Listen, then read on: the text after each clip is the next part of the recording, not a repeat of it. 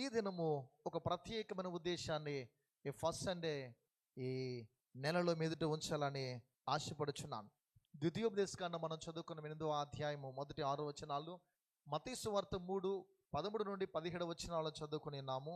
ఈ రెండు భాగాల ద్వారా మనం గమనించిన విషయాలు చాలా అద్భుతమైనవి కనిపిస్తున్నాయి.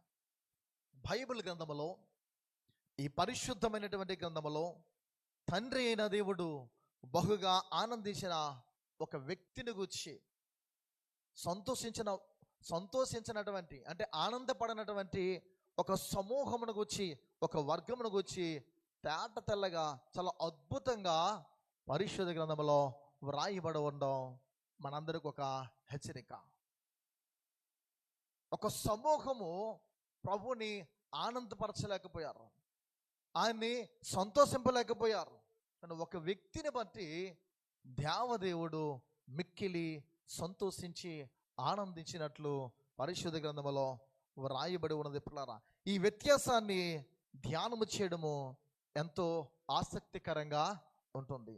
అది మీ ఎదుట ఉంచాలని ఆశపడుచున్నాను. తండ్రిని ఆనందపరచువాడు, తండ్రిని ఆనందపరచక సమూహంగా నాశనం అయిపోయినటువంటి సమూహము. మనం ఎలా ఉన్నామో ఈ సమూహాన్ని బట్టి, ఈ వ్యక్తిని బట్టి మనల్ని మనం పరిశీలించుకోవలసిన అవసరత ఉంది.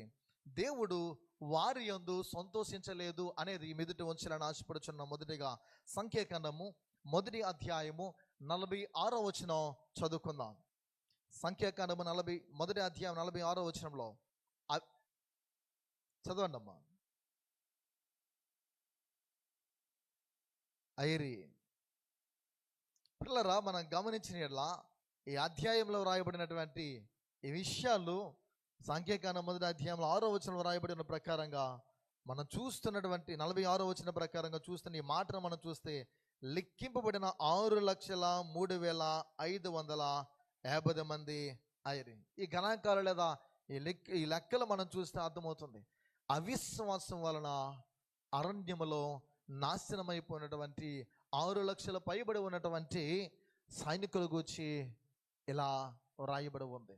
అంటే ఈ సమూహము, ఈ వర్గము నాశనం అయిపోయింది. వారిలో ఎక్కువ మంది దేవునికి ఇష్టలుగా ఉండలేకపోయిరి అని ఇవే మాటలు అపోస్తలుడైన పౌలు తన కొరింథీయులకు రాసినటువంటి లేఖలో మొదటి పత్రికలో 10వ అధ్యాయము 5వ వచనంలో ఇలా అంటున్నాడు. అయితే వారిలో ఎక్కువ మంది దేవునికి ఇష్టలుగా ఉండకపోయిరి గనుక అరణ్యములో సంహరింపబడిరి.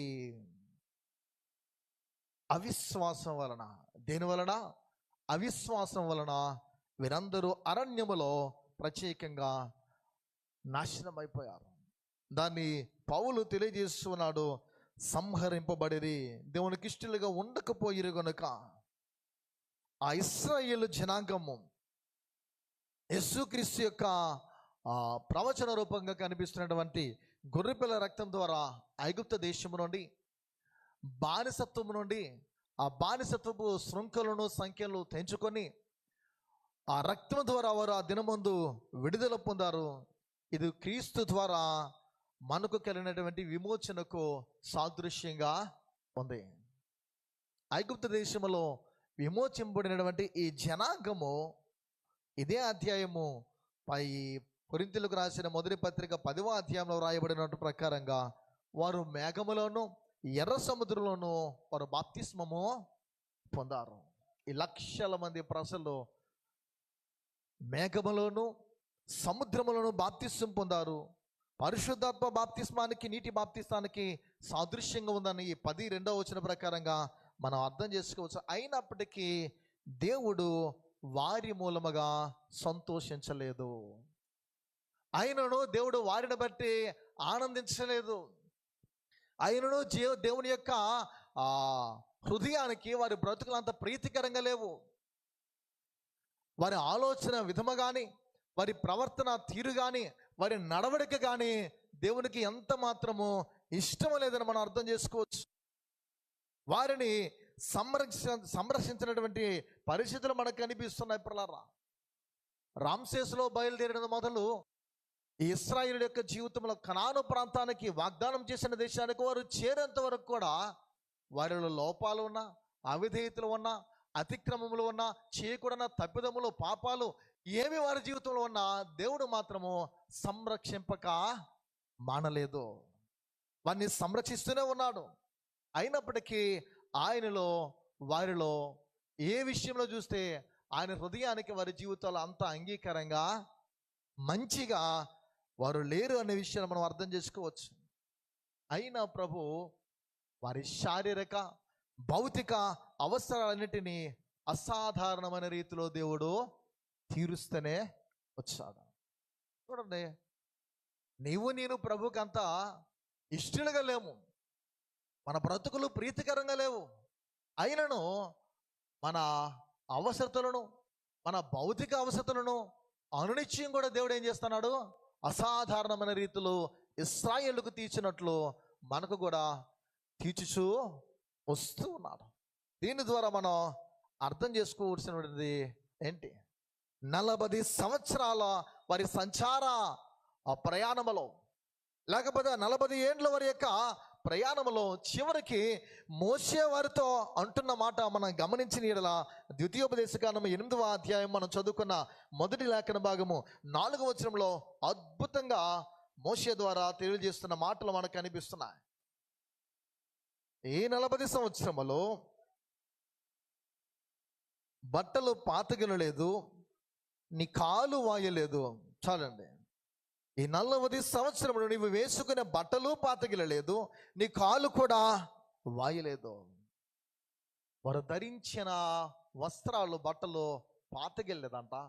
వారి పాదాలకు వేసుకున్నటువంటి చెప్పులు కూడా ప్రత్యేకంగా దేవుని లేఖనానుసారంగా మనం చూస్తే వారు కాళ్ళు వాగిపోలేదు, వరగిపోలేనటువంటి విషయాలు మనకు కనిపిస్తున్నాయి. అంటే మన జీవితంలో గమనించవలసిన విషయము, ప్రభు ఎంతలా వారిని సంరక్షిస్తూ ఉన్నాడు, ఏ రీతిగా ప్రభు వారిని నడిపిస్తూ ఉన్నాడు, వారిని బట్టి మనం ఎలా నడుస్తున్నాము, వారిని పోషించి సంరక్షించి నడిపిస్తున్న ప్రభు మనల్ని కూడా అలానే నడిపిస్తూ ఉన్నాడు కదా. వారు అవిధేయులుగా ఉన్నారు, మనం అవిధేయులుగా ఉన్నామా, విధేయులుగా ఉన్నామా? వారిని బట్టి తండ్రి అయిన దేవుడు సంతోషించలేదు, ఆనందించలేదు. వారిని బట్టి ఏ విషయంలో కూడా ఆయన మంచిగా వారిని గూర్చి అనుకోలేదు. సో మనం ఎలా ఉన్నామనేది కూడా వారి ద్వారా పరిశీలించుకోవచ్చు. 105వ కీర్తన 37వ చరణంలో రాయబడుతుంది ప్రకారం, దేవుడు వారి రోగాలన్నిటినీ స్వస్థపరిచాడు అనే బైబిల్ చెప్తుంది. వాటిలో నిస్సత్తువ చేత త్రుటిలో వాడు ఒకడైనను లేకపోయిరి అనే మాటలు 37వ చరణంలో రాయబడుతూ ఉంటుంది పిల్లరా. వాటి వలన 105వ కీర్తన గమనించిన 37వ చరణంలో ఈ రీతిగా రాయబడి ఉంది పిల్లరా. చదవండి అమ్మా. వారి గోత్రములలో నిస్సత్తువ చేత తొట్టిల్లవాడు ఒక్కడైనను లేకపోయాను. అంటే బల్లము లేని వారిగా, నిస్సత్తువకు గురైన వారిగా ఈ లక్షల మంది ప్రజలలో ఒక్కడు కూడా లేరు. అంటే దేవుడు ఎంత అద్భుతంగా వారిని భౌతికంగా వారిని బలపరిచి, శారీరకంగా వారిని దృఢపరిచి నడిపిస్తూ ఉన్నాడో మనం గమనించవచ్చు. ప్రియ దైవజనమా, దేవుని సంఘమా, వీరిని బట్టి తండ్రి అయిన దేవుడు సంతోషించలేదని దేవుని వాక్యము స్పష్టంగా తెలియజేస్తుంది. కానీ దేవుడు మాత్రం భౌతికంగా వారిని ఏం చేస్తున్నాడు? అద్భుతంగానే వారిని నడిపిస్తున్నాడు. నా బ్రతుకు ప్రభువుకి అంత అంగీకారంగా లేదు, అయినా నా ఇంటిలో కావలసిన వనరులన్నీ దేవుడు ఇస్తున్నాడు. నా స్థితిగతులు బాగలేదు, నా కుటుంబ పరిస్థితి బాగలేదు, నీ కుటుంబ పరిస్థితి అంతా దేవునికి ప్రీతికరంగా, అంగీకారంగా లేదు, ఇష్టంగా లేదు.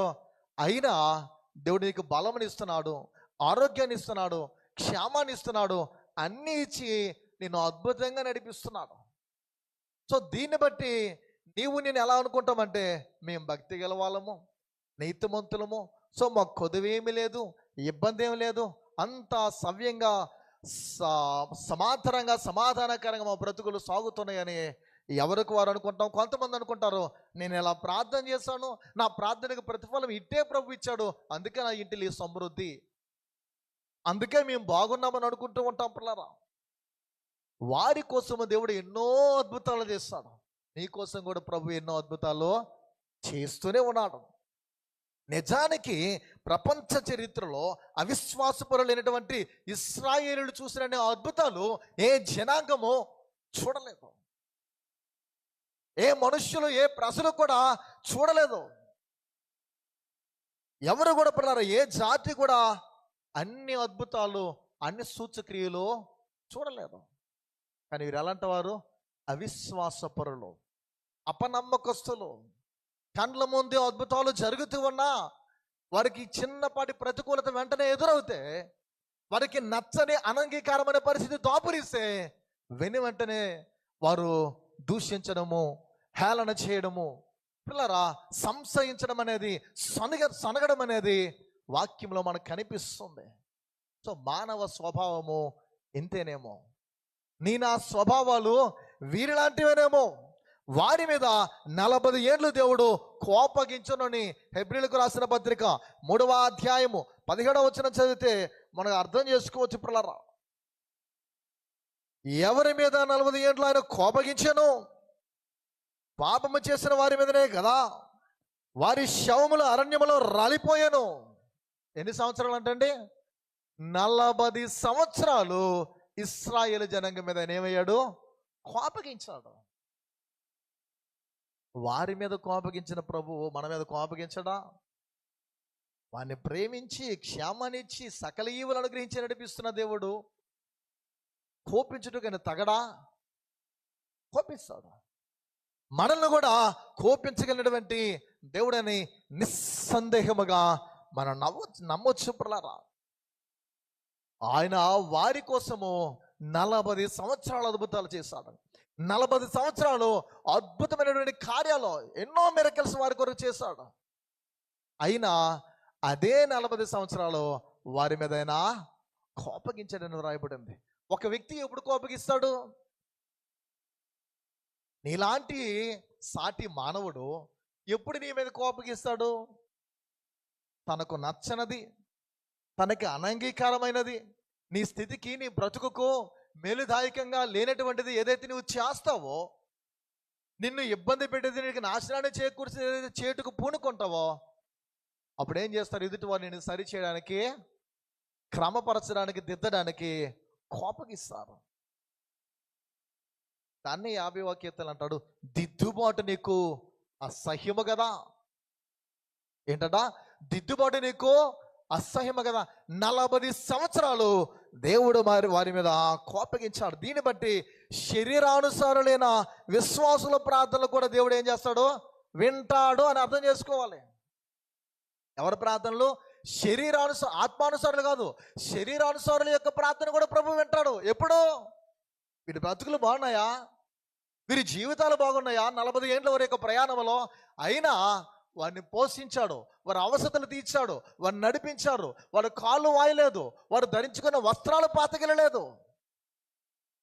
40 ఏళ్ళ వారిపై కోపం ఉన్నా ప్రభు వారిని నడిపిస్తూనే ఉన్నాడు. శరీరానుసారుల యొక్క ప్రార్థన కూడా ఏం చేస్తాడు? దేవుడు వింటాడు అని మనం అర్థం చేసుకోవచ్చు పిల్లరా. వారి భౌతిక అవసరాలను తీరుస్తాడని ఈజీగా మనకు తెలుస్తుంది.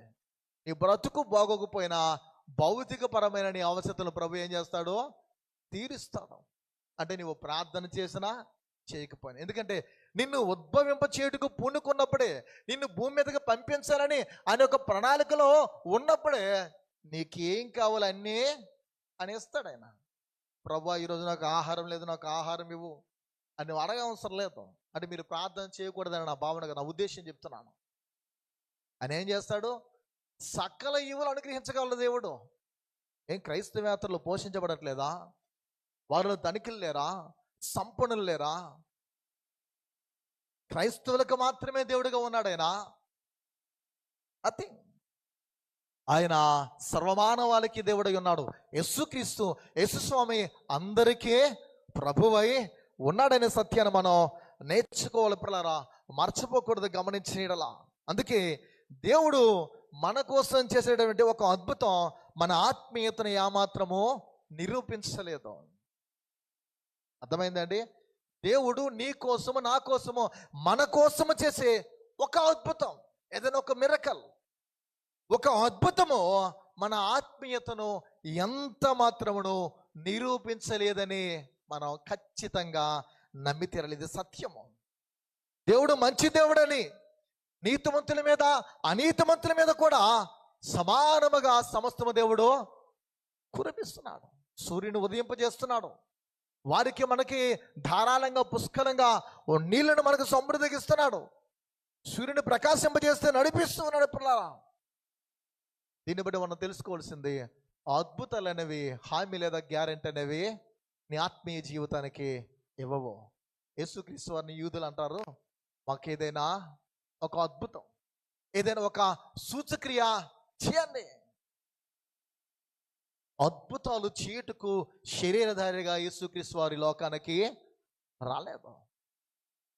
నీ జీవితం ఏదో అద్భుతాలు చేయడానికి, నిన్ను భ్రమ పెట్టడానికి లోకానికి రాలేదు.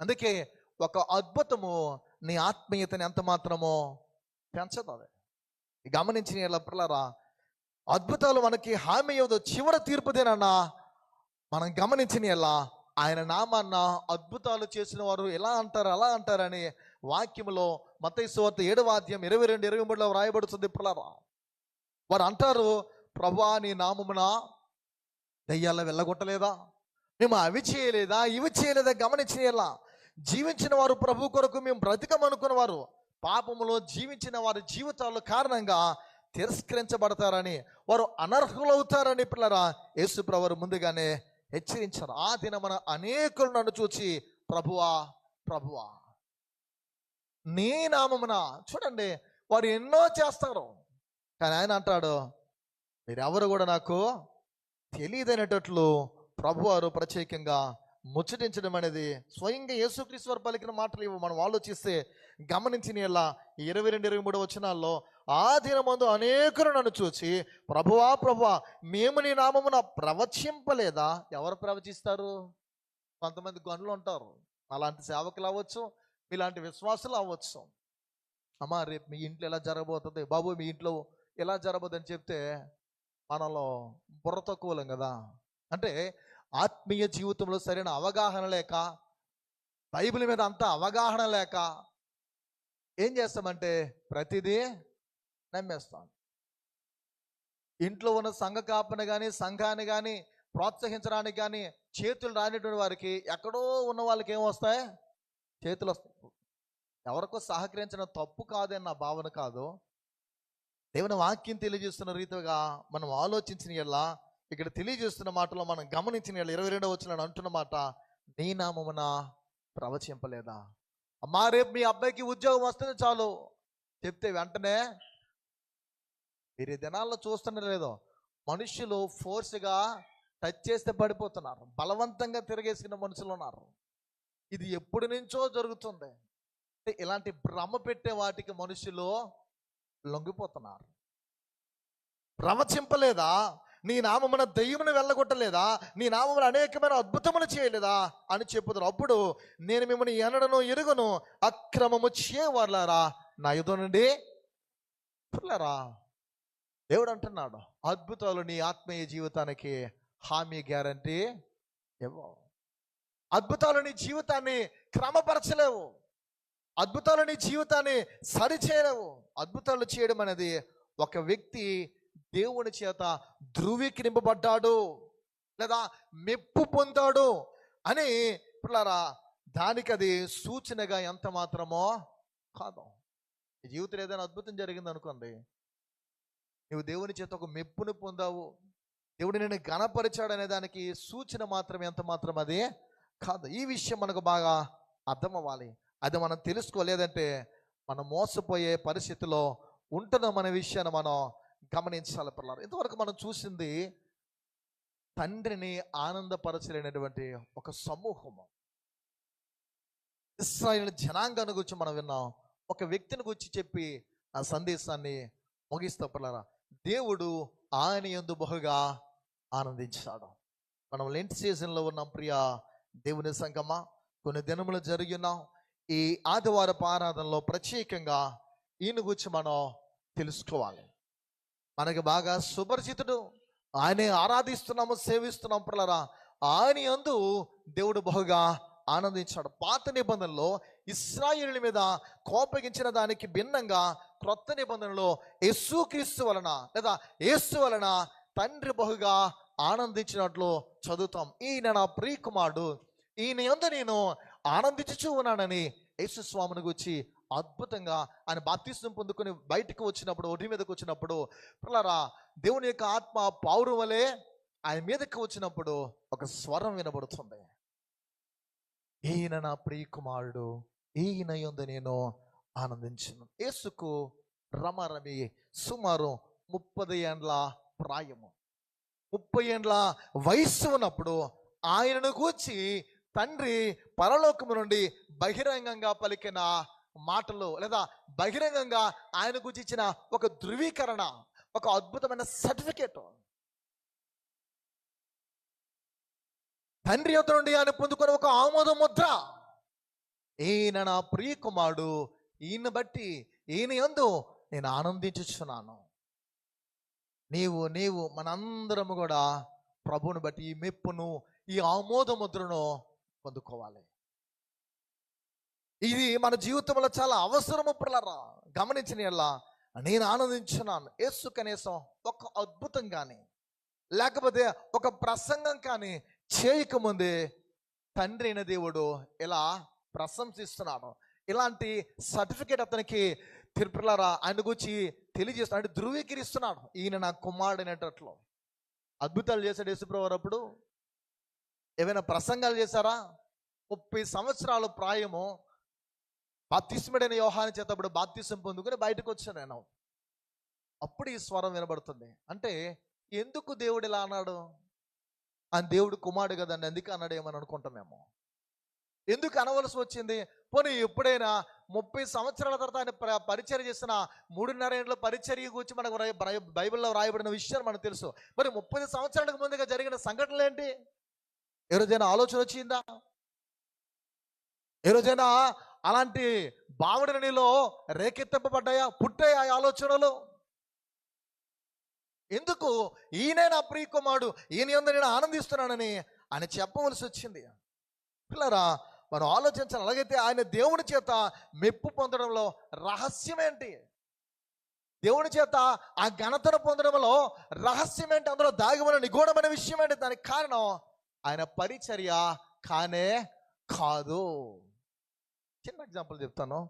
మేమెవరో, నేనెవరినో, పాస్టర్ గారిను, తెలుగు బ్యాప్టిస్ట్ చర్చ్ సంఘ కాపరిని. కాపరి పరిచర్య ఏంటి? దేవుని మందిరంలో వచ్చి విశ్వాసులని దేవుని వాక్యాన్ని బోధించి వారిని బలపరచడం. ఇది కాక బయట జరిగే పరిచర్య మీద ఉంటుంది. రెగ్యులర్గా హౌస్ విజిటింగ్కి వెళ్దాం.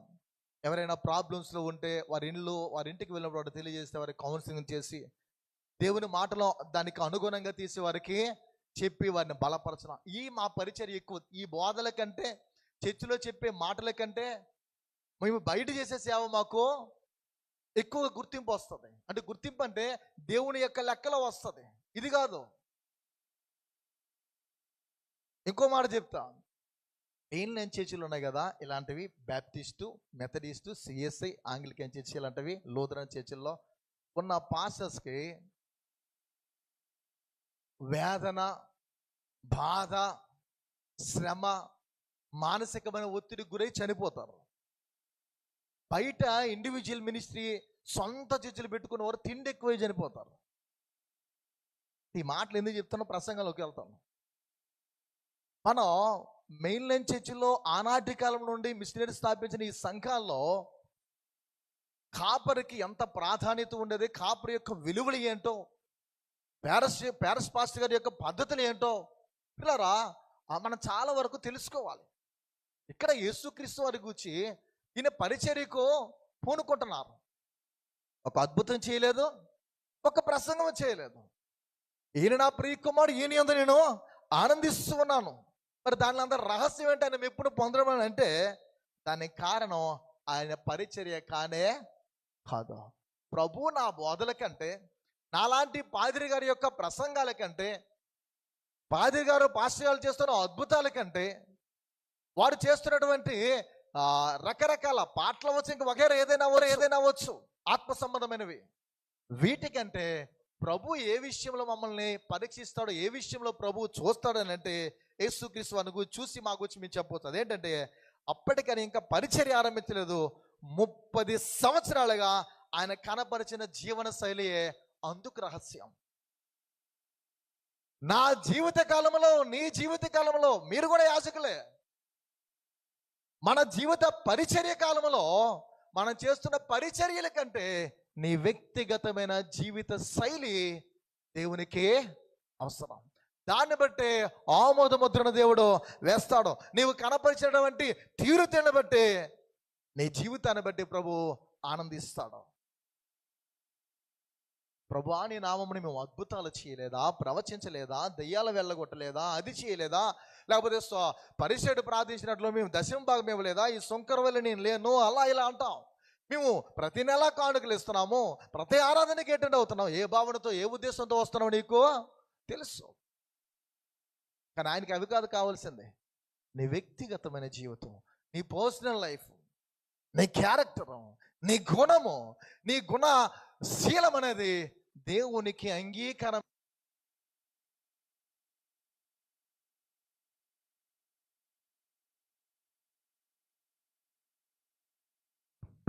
నీ యందు ప్రభు ఆనందిస్తారనే విషయం మనం స్పష్టంగా గమనించాలి. అంటే ఎలా? శోధనలో నమ్మకత్వం. యేసుక్రీస్తు వారు ప్రతి శోధనలో నమ్మకంగా ఉన్నారు. ఆయన అంత మాత్రమే కాక విజయవంతమైనటువంటి జీవితాన్ని ఆయన కొనసాగించారు.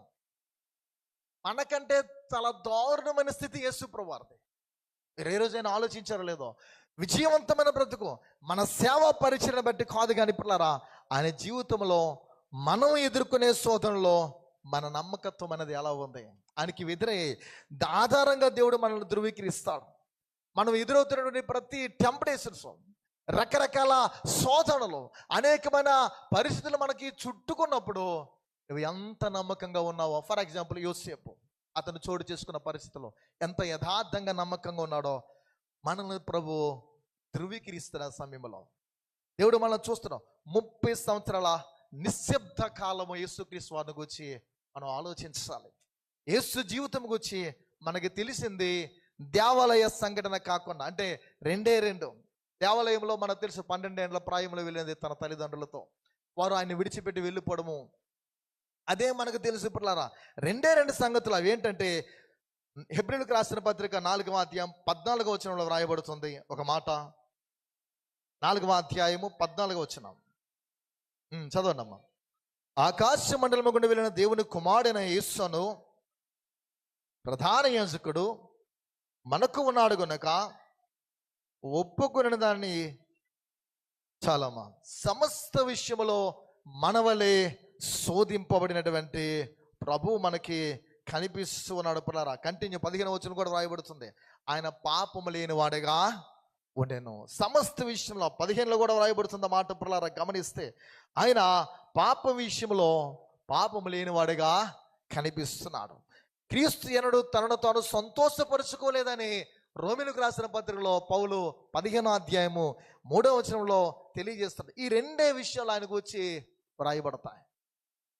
15వ అధ్యాయంలో ప్రత్యేకంగా ఆ 3వ వచనంలో మనకు కనిపిస్తున్న మాటలో అర్థం చేసుకోవాలి పిల్లలు. క్రీస్తు కూడా తను తాను సంతోషపరచుకోలేదు. పిల్లరా ఆయన తనను తాను సంతోషపరచుకోలేదు. ఈ దినాలు ఎలా ఉన్నాయంటే, నన్ను నేను సంతోషపరచుకోవాలి. ఎవరిని? నన్ను నేను, నిన్ను నీవు. నేను ఆనందపడితే చాలు, నేను సంతోషంగా ఉంటే చాలు. యేసుక్రీస్తు వారు ఎన్నడూ ఎప్పుడు తనను తాను సంతోషపరచుకోలేదు, ఆనందపరచుకోలేదు. ప్రతి విషయంలోనూ ఆయన శోధనను నమ్మకంగా అడ్డుకున్నాడు. ప్రతి శోధనలో ఆయన నిలకడగా నిలిచాడు. ఆయన ఏ విషయంలో కూడా తన సొంత కోరికలను, తనకు ఎదురైన ఆశలను లేదా తన చిత్తాన్ని కోరుకోలేదు. చూడండి, నీకు ఆశలు ఉన్నాయి, నాకు ఆశలు ఉన్నాయి, నీకు కోరికలు ఉన్నాయి, నాకు కోరికలు ఉన్నాయి. మన వంటి ఆశలు కోరికలు యేసుక్రీస్తు వారికి కూడా కలిగాయి. ఎందుకంటే ఆయన నీలాగే నాలాగే ఈ లోకములో పరిశుద్ధాత్మ వల్ల ఆమె గర్భము దాల్చినా మనుష్యుడిగానే ఆయన పుట్టాడు. నీకు వేసిన ఆకలి, నీకు కలిగిన దప్పిక, నీకెదురైన శోధనలు ఆయనకు కూడా ఎదురయ్యాయి. కానీ ఆయన తన చిత్తాన్ని కోరుకోలేదు ప్రియులారా. తండ్రిని సంతోషపరిచింది ఇదే, దేవుని సంతోషపరిచింది ఇదే.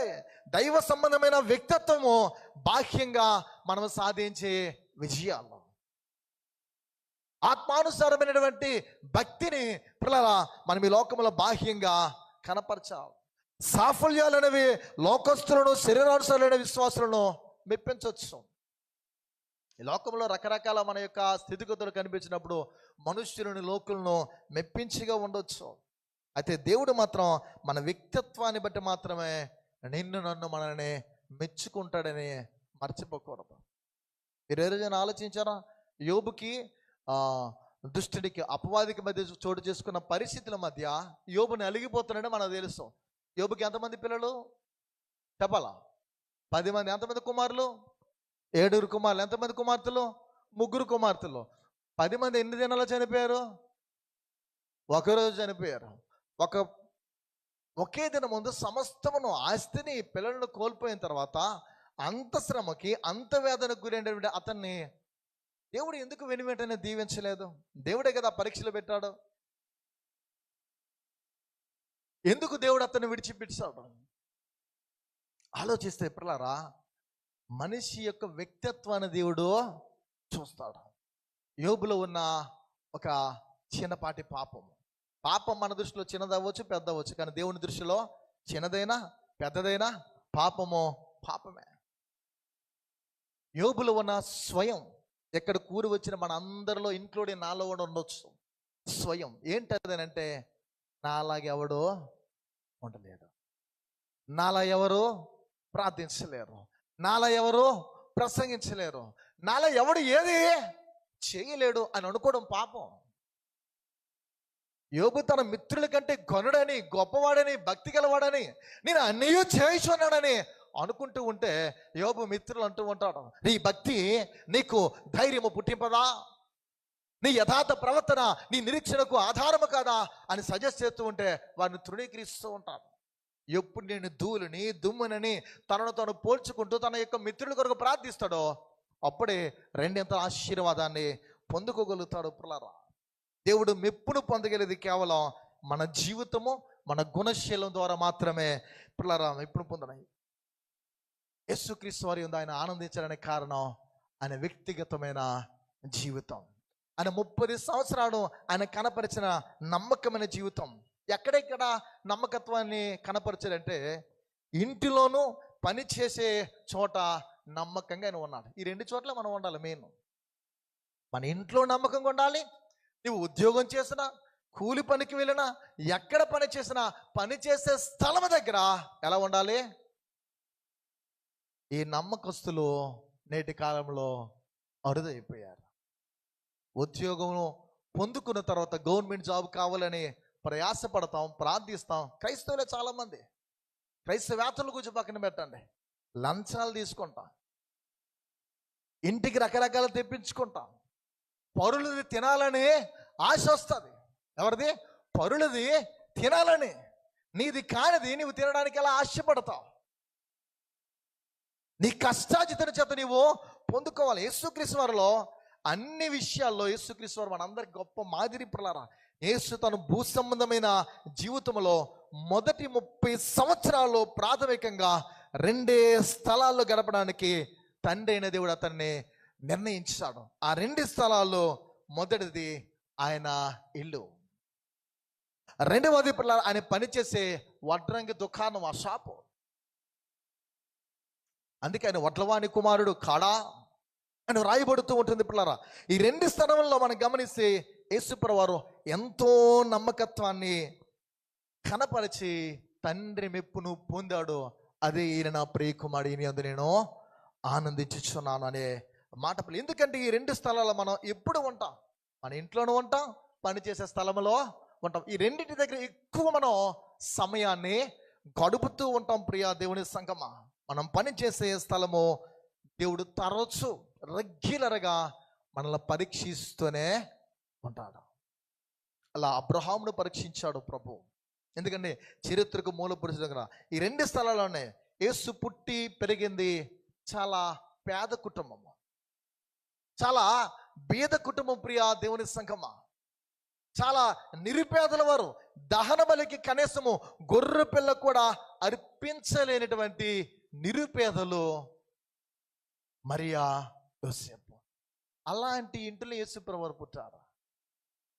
చర్చికి మ్యాచింగ్ డ్రెస్ లేకపోతే వెళ్ళలేని వాళ్ళు ఎంతో మంది. చర్చికి వెళ్ళడానికి అనుకూలమైనటువంటి ఏమైనా లేకపోతే ఆరాధన ఎగ్గొట్టేసేవారు అనేకులు. బయట మనకు అనవసరం. యేసుక్రీస్తు వారు చిన్న ఇంటిలో, అది బీద గృహంలో జన్మించారు. అది ఎలాంటిదో ఇల్లు అంటే దహన బలికి గొర్రె పిల్ల కొనుక్కోలేనటువంటి దిక్కుమాలిన పరిస్థితితో కూడుకున్న ఇల్లు. నిరుపేదలు యోసేపు మరియులు. ధనికులు అవ్వాలంటే నీకు నాకు నేటి కాలంలో సజెస్ట్ చేసినటువంటి యూట్యూబ్లో ఉన్నటువంటి అనేక మంది ఉన్నారు కదా, అలాంటి వాళ్ళు లేరు. లేదా అమెరికాలో ఉన్నటువంటి అదృష్ట బోధకులు ఆనాటి కాలంలో ఎవరో లేరు. మీరు డబ్బు ఒకసారి ధనవంతులు అయ్యేవారు, ఇలా అయిపోవాలంటే చెప్పే నాదుడు వాళ్ళకి లేరు. వారి కష్టజీవులు, నిరుపేదలు. పిల్లరా, వారి జీవితాల్లో మనం అర్థం చేసుకోవాలి. యేసు పుట్టినది మొదలు అని తిరిగి నజరేతు ప్రాంతానికి వచ్చేంత వరకు యోసేపును గురించి మనం ఆలోచిస్తే, క్రిస్మస్ సీజన్ ఒకసారి చెప్పని ఎంతమంది గుర్తుందో, యోసేపు నీతిమంతుడని ఒక మాట కనిపిస్తుంది. కానీ ఆ నీతిమంతుని అనిపించుకోవడానికి, దేవుని యొద్ద నుండి ప్రశంసను పొందుకోవడానికి అతని తెగువ, అతని సాహసం, అతని భక్తి, అతని నమ్మకమైన జీవితము చాలా అద్భుతమైనది. ఆమె గొర్రె పిల్లని తేజాలని ఎడలా ఆమె 2 తెల్ల గువ్వలనైనను 2 పావురు పిల్లలైనను తీసుకొని రావాలని ధర్మశాస్త్రం చెప్తుంది. లేవియకాండం 12:8. పిల్లరా, యోసేపు మరియలు ప్రభు ధర్మశాస్త్రము చెప్పబడినట్టు గువ్వలను జతనైనను 2 పావురు పిల్లలైనను బలిగా సమర్పించుకు తీసుకుని రావాలి. అదే లూకా 2:24 వారు తీసుకొచ్చినటువంటిది కనిపిస్తూ ఉంది. ప్రియ దైవజనమా, యేసుక్రీస్తు వారు గురించి ఆయన స్వగ్రామ ప్రజలు, నేను ముగింపుకు వస్తున్నాను, తన స్వజనులు, ఆయన నివసించిన ప్రాంతస్తులు, ఆ గ్రామంలో ఉన్నవారు చెబుతున్న మాటలు 6వ అధ్యాయం మార్కు సువార్తలో ఉంది. పిల్లరా, 3వ వచనంలో, ఇతడు మరియ కుమారుడు కాడా? ఇతడు యాకోబు, యోసే, యూదా, సీమోను వారి యొక్క సోదరుడు వడ్లవాడు కాదా?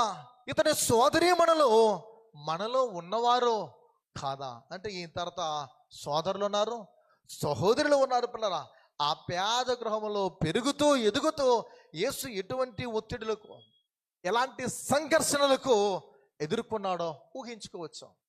ఇప్పుడు 2 బెడ్రూమ్లకు వెళ్ళిన వాళ్ళు ఉన్నారు, 3 బెడ్రూమ్లకు వెళ్ళిన వాళ్ళు ఉన్నారు, పెద్ద హాల్కి వెళ్ళిన వాళ్ళు ఉన్నారు, 4 పిల్లలు ఉన్నా, 2 పిల్లలు ఉన్నా, 1 పాప బాబు ఉన్నా, 1 కుమారుడు ఉన్నా సరే, ఇంట్లోనే 3-4 బెడ్రూమ్లు ఉన్నా సరే, మన యొక్క సంఘర్షణలు, చిన్న చిన్న గలిబిలితో కూడిన పరిస్థితులు చోటు చేసుకున్నప్పుడు ఇల్లంతా హోరెత్తిపోతాయి. యేసుక్రీస్తు వారి తర్వాత పిల్లలు ఉన్నారు.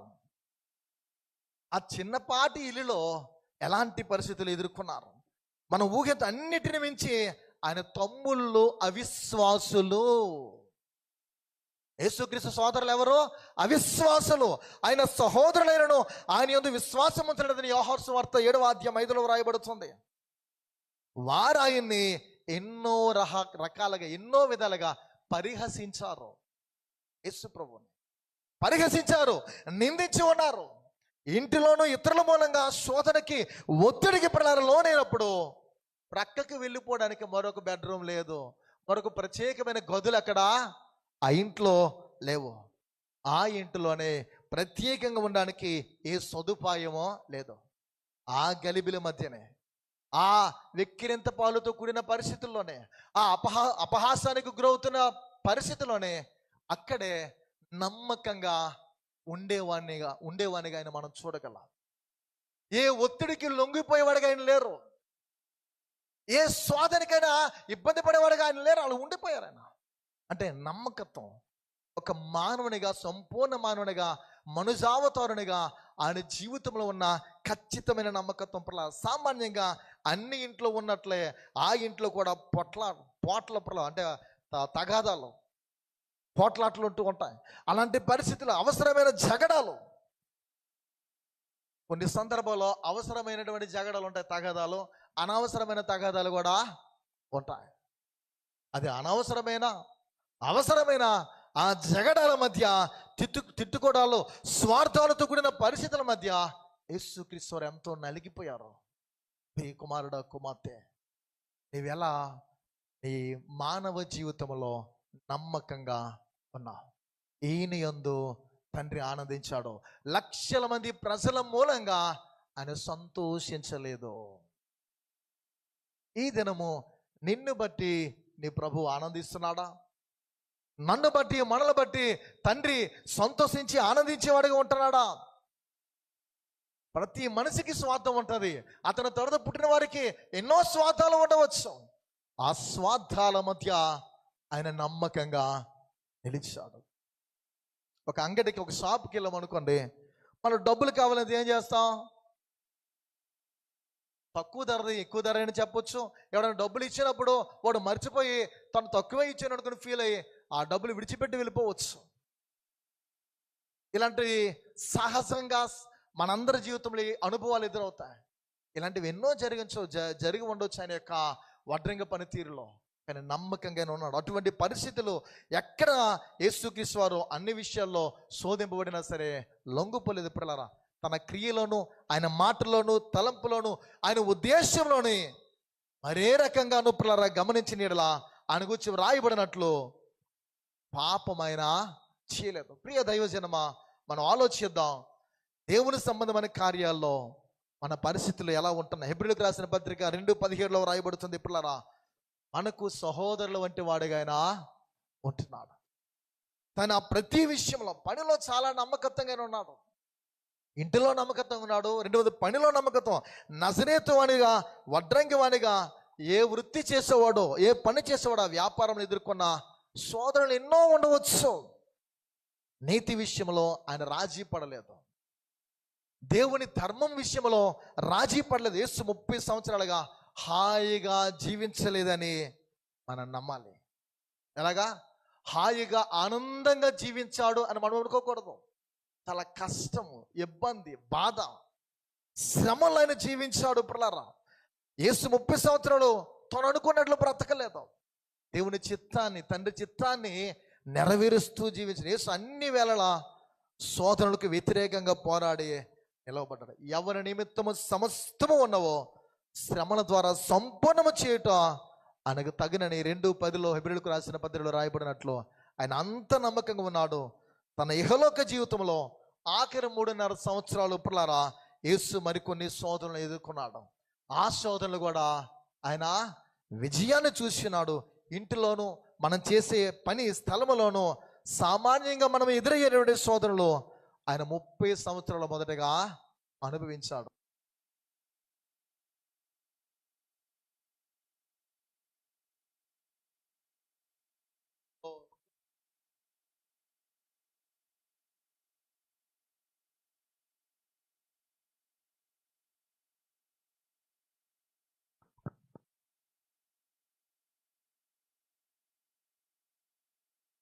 తన ఇహలోక జీవితంలో 33.5 సంవత్సరాలను బ్రతికినప్పుడు, 3.5 సంవత్సరాలలో దేవుని చిత్తాన్ని నెరవేర్చినప్పుడు ఎంత నమ్మకంగా ఉన్నాడో 30 సంవత్సరాలు కూడా అంతే నమ్మకంగా బ్రతికాడు. అందుకే ఆయన బాప్తిసం పొందే సమయంలో ఈయన నా ప్రియ కుమారుడు, ఈయన యందు నేను ఆనందించుచున్నానని తండ్రి యొద్ద నుండి ప్రశంస పత్రాన్ని, అద్భుతమైనటువంటి ఆ ధృవీకరణను పొందుకుని ఉన్నాడు. కనుక క్రీస్తు యేసునకు కలిగిన ఆ గొప్ప మనస్సు, ఆ మంచి మనస్సు మనందరము కలిగి ఉందాం.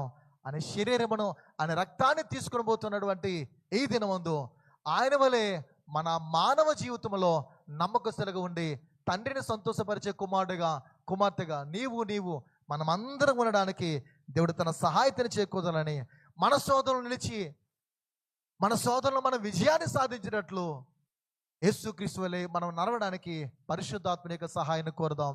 ఆయనకి మన బ్రతుకులు అప్పగిద్దాం. సిలువలో ఆయన ఎంత శ్రమ పడి ఉన్నాడో ఆ శ్రమను తలపోసుకుందాం.